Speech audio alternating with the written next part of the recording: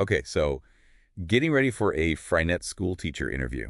Exciting stuff. It is exciting. Yeah. We've got all your RoleCatcher resources right here. We've got the career guides, the interview guides, and we're going to do a deep dive into how you can use their AI tools. Very cool. To really give you an edge. Love it. In this interview. Yeah. So this is all about, going beyond just typical interview advice and really nailing those tricky questions. That's what we want. That come up in a Freinet School Teacher interview. Yeah. So really quickly, let's just touch on, what makes the Freinet approach so unique.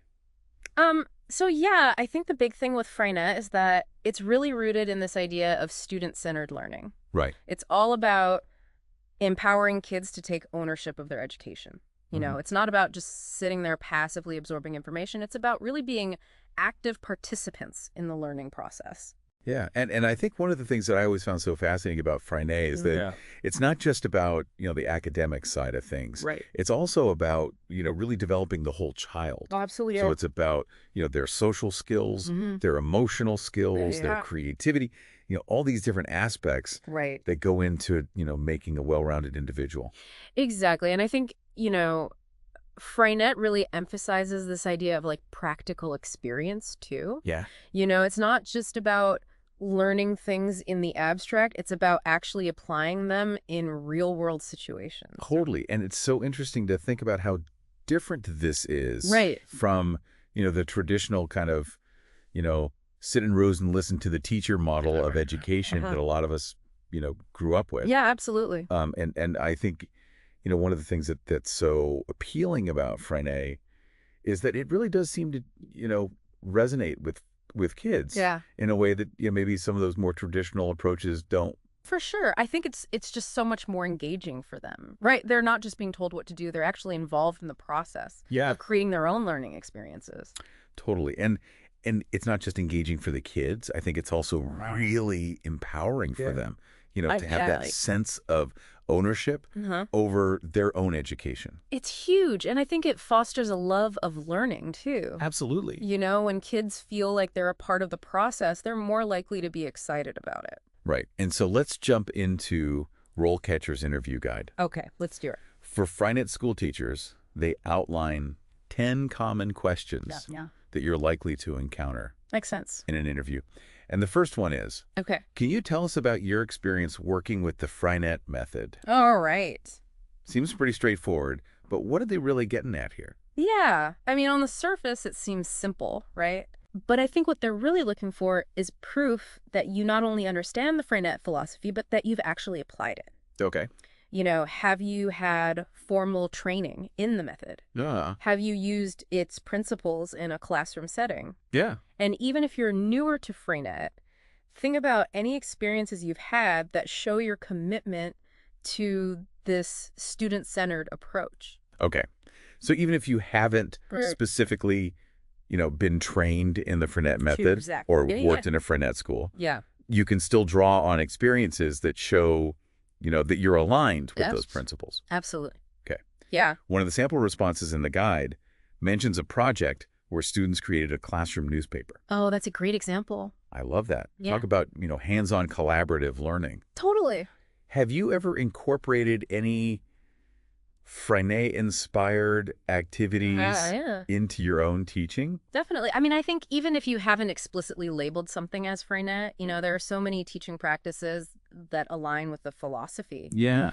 So for me, I've always loved doing project-based learning, and that really fits in well with Freinet's emphasis on student choice and hands-on activities. Right. I've also used things like learning centers where students can explore different topics at their own pace. Yeah. And that really speaks to the idea of individualized learning. Totally. Which is a big part of Freinet. Yeah. So even if you haven't, used the method specifically, think about times where you've empowered students. Okay. Maybe you've designed a project where they had a choice in their research topic or their presentation style. Yeah. That kind of experience is gold in a Freinet interview. It's about showing them that you already have that mindset. Yeah. Even if you haven't been, specifically trained in that method.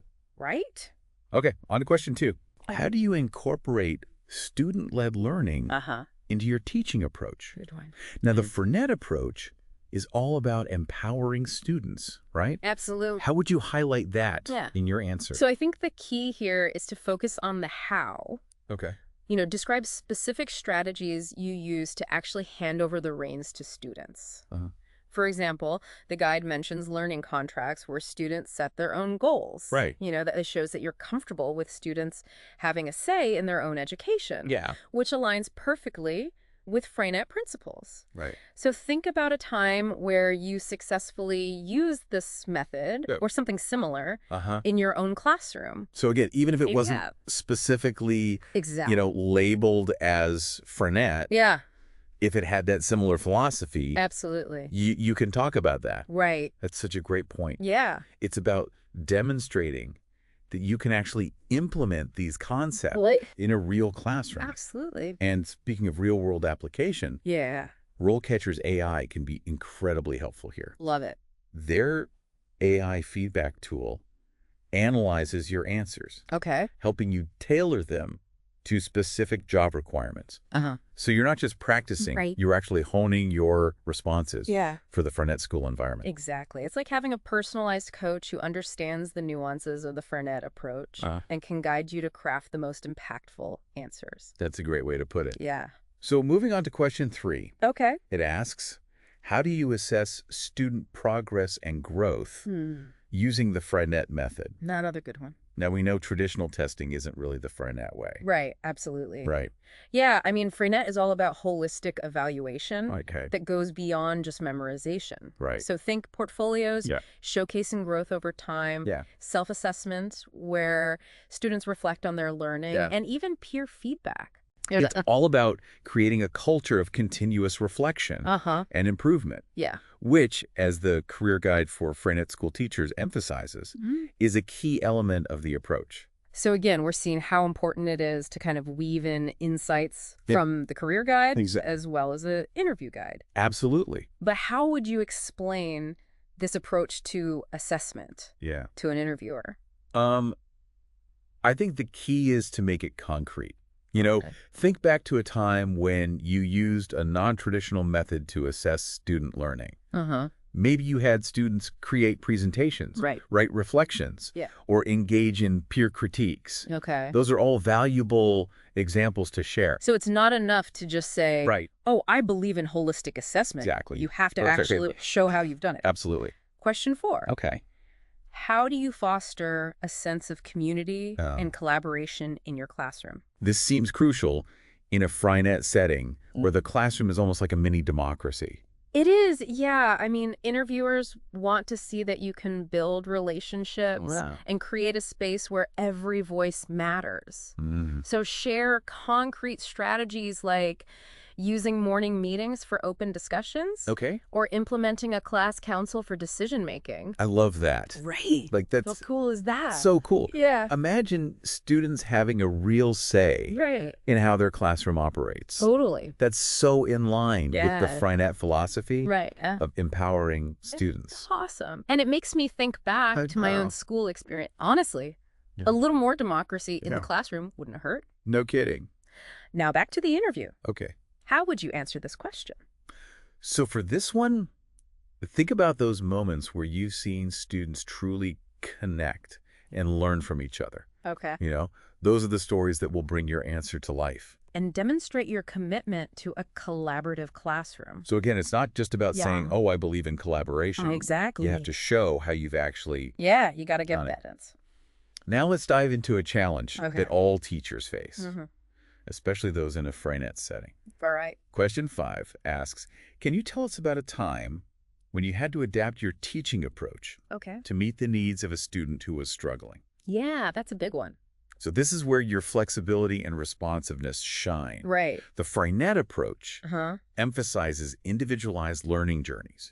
Highlight how you identify those needs and tailor your strategies. The example in the guide about a student struggling with reading is a great one. Yeah, that's a good one. Creating those individualized learning materials and pairing the student with a peer tutor. It's all about finding creative solutions within the Freinet framework. Exactly. And it shows that you're not just applying a one-size-fits-all approach. Right. You're really thinking about each student's individual needs. It's like you're almost a detective. Yeah. I like that. Uncovering each student's unique learning style. Good analogy. And RoleCatcher's AI resume builder can be a huge help in showcasing this skill to potential employers. It analyzes job descriptions and suggests relevant keywords, making sure your resume highlights your adaptability and commitment to individualized learning, just like the Freinet approach values. Exactly. Using these tools can give you a real edge, ensuring your application stands out and aligns with the specific needs of a Freinet school. Now, I'm curious about technology in a Freinet classroom. Interesting. Question 6 asks, how do you incorporate technology into your teaching approach using the Freinet method? Good question. Seems like a bit of a paradox. Yeah, it can seem that way. Given the emphasis on hands-on learning. Absolutely. While practical experience is key. Right. Technology can be a powerful tool when used intentionally. I think that's the key, right? Yeah. It's not about replacing those hands-on activities. It's about thinking how technology can enhance them. Okay. So, for example, can you use video conferencing to connect your students with other Freinet classrooms? Can they use online platforms for research or to create digital presentations? So, again, it's about using it as a tool, not as a replacement for those hands-on experiences. The key is to demonstrate that you understand how technology can support not supplant those core Freinet principles. What specific examples from your own teaching experience would you use to answer this question? So I think for this one, think back to those aha moments where technology truly elevated a learning experience. Maybe your students used tablets to document a science experiment or created a podcast to share their understanding of a historical event.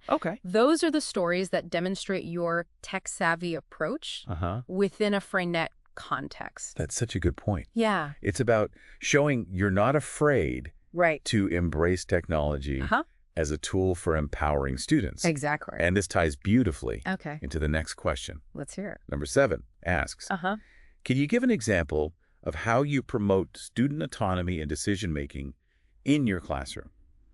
All right, getting to the heart of it now. This feels like the heart of Freinet, doesn't it? It really is.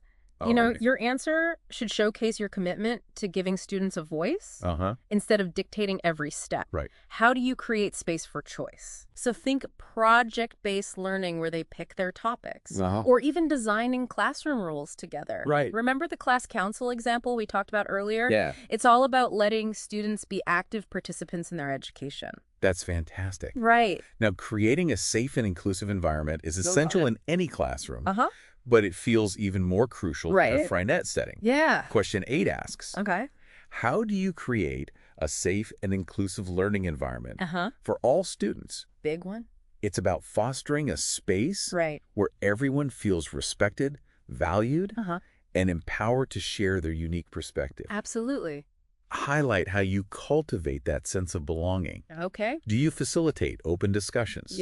Use restorative justice practices to address conflict?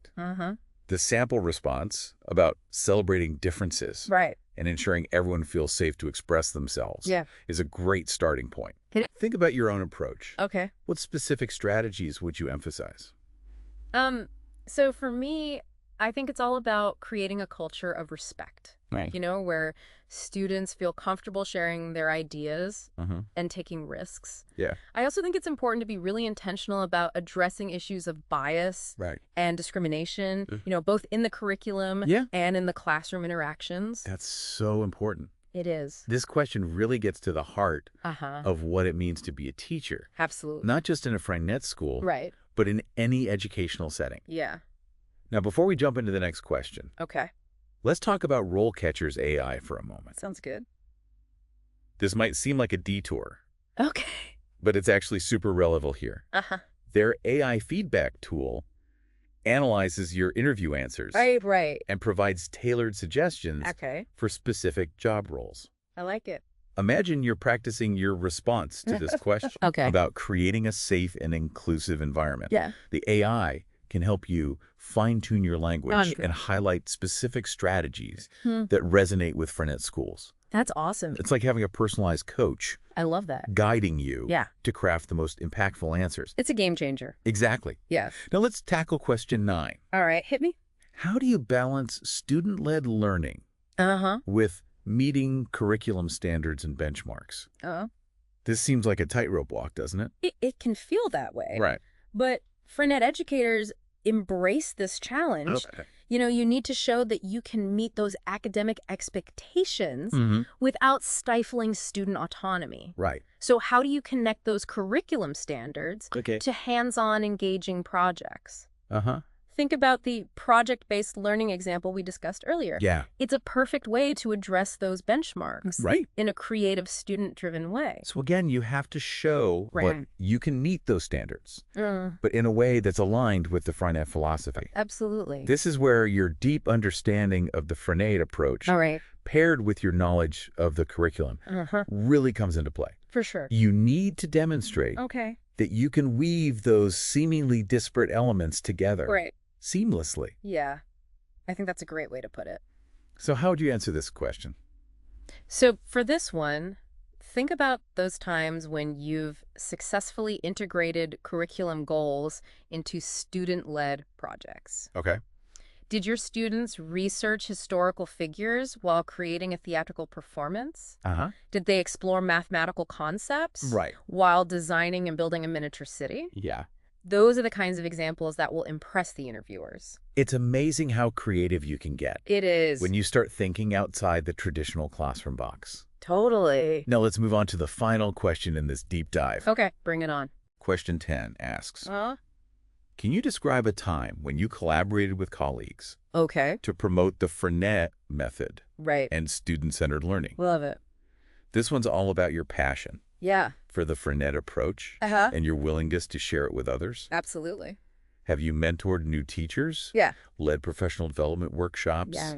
Even informal conversations with colleagues can be powerful catalysts for change. They can. Think about those moments when you've sparked interest in the Freinet method and inspired others to explore its potential. Yeah, I mean, I think this question is really about showing that you're not just passionate about Freinet, but that you're also a leader. You know, you're someone who can advocate for this approach and help others to see its value. And speaking of advocacy, RoleCatcher's AI tools can be a great asset here too. Awesome. Their Career Compass feature can help you identify relevant professional development opportunities, connect with other Freinet educators, and stay up to date on the latest research. I love that. And best practices. That's so helpful. It's like having a personalized network that supports your growth as a Freinet educator. It's incredible. So as you prepare for this Freinet school teacher interview, remember, you're not just trying to land a job. You're embarking on a journey. That's such a beautiful way to put it. Embrace the Freinet philosophy. Not just in your teaching, but in your own professional development. Absolutely. Never stop learning, experimenting, and collaborating. I love it. And remember what we discussed throughout this deep dive. You've got specific strategies for tackling those interview questions. Insights from the career guide to add depth to your answers, and RoleCatcher's AI tools to help you refine your approach and tailor your responses. I love it. Walk into that interview with confidence, enthusiasm, and a genuine passion for the Freinet method. Let your commitment to student-centered learning shine through. Absolutely. And who knows, maybe someday you'll be the one mentoring new teachers, leading workshops, and inspiring others to embrace the transformative power of the Freinet approach. I love it. Good luck, you've got this. You do. All right, that wraps up our deep dive into Freinet school teacher interview prep. We'll be back next week with another exciting episode. Can't wait. Yeah, and I think, you know, one thing that's really important to highlight in this question is your ability to differentiate instruction. You know, Freinet is all about meeting students where they are and providing them with the support they need to succeed. So it's not just about adapting your approach for one student. Right. It's about creating a classroom environment where all students can thrive. Yeah. And I think, the career guide for Freinet School Teachers really emphasizes this idea of creating a learning community where everyone feels supported and valued. And that ties in nicely with the next question. Okay. Number 6 asks, how do you incorporate technology into your teaching approach using the Freinet method? It's a tricky one. It seems like a bit of a paradox. It can seem that way, right? Because Freinet is so focused on, hands-on learning and real-world experiences. Right. But I think the key here is to remember that technology is a tool. Okay. And like any tool, it can be used in ways that either support or undermine your educational goals. So it's not about saying technology is bad. Right, exactly. It's about saying, how can we use technology in a way that's aligned with Freinet philosophy? I think that's a really important distinction. And I think one of the things that the guide highlights is this idea of using technology to connect students with the wider world. Right. So, for example, using video conferencing to connect with other Freinet classrooms or using online platforms to, do research or to share their work with a broader audience. I love that. So it's about using technology to kind of break down those classroom walls and to really give students a sense of the interconnectedness of the world. And I think it's also about using technology to give students more choice and control over their learning. Right. So for example, if you're doing a research project, you could give students the option to present their findings in a variety of ways. They could create a website. Right. They could make a video. They could write a traditional paper. Absolutely. So it's about giving them those options and letting them choose the format that best suits their learning style. I love that. And their interests. It's so important. What specific examples from your own teaching would you use to answer this question? So I think one example that comes to mind is a project I did with my students a few years ago where they were researching different environmental issues and they had the choice of how they wanted to present their findings. Some students created websites, some made videos, some wrote songs. Wow, that's amazing. It was really cool to see how they used technology to express their creativity and their passion. And I bet they were so engaged in that project. Oh, they were totally into it. Because they had that choice. Right. And that control over how they were learning. Exactly. And I think that's what Freinet is all about. And that ties in beautifully with the next question. Number 7 asks, can you give an example of how you promote student autonomy in decision-making in your classroom? So this one is really about showing that you trust your students. And that you believe in their ability to make good choices.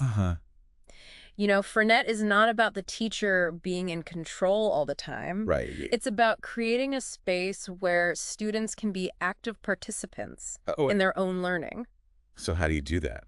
Well, there are a lot of different ways. One way is to give students choices. Right. Whenever possible. Like we were just talking about with the technology example. Give them choices about how they want to learn, how they want to demonstrate their learning, how they want to organize the classroom. Absolutely. All those kinds of things. I love that. Another way to promote student autonomy is to involve them in the decision-making process. Right. So, for example, if you're developing classroom rules, involve the students in that process. Yeah. Have them brainstorm ideas, have them vote on the rules they want to adopt. So it's about really making them feel like they're part of a community. Where their voices are heard. Exactly. And I think that's so important. And that's such a key part of the Freinet philosophy. It is. Now, question 8 asks, how do you create a safe and inclusive learning environment for all students? Another big one.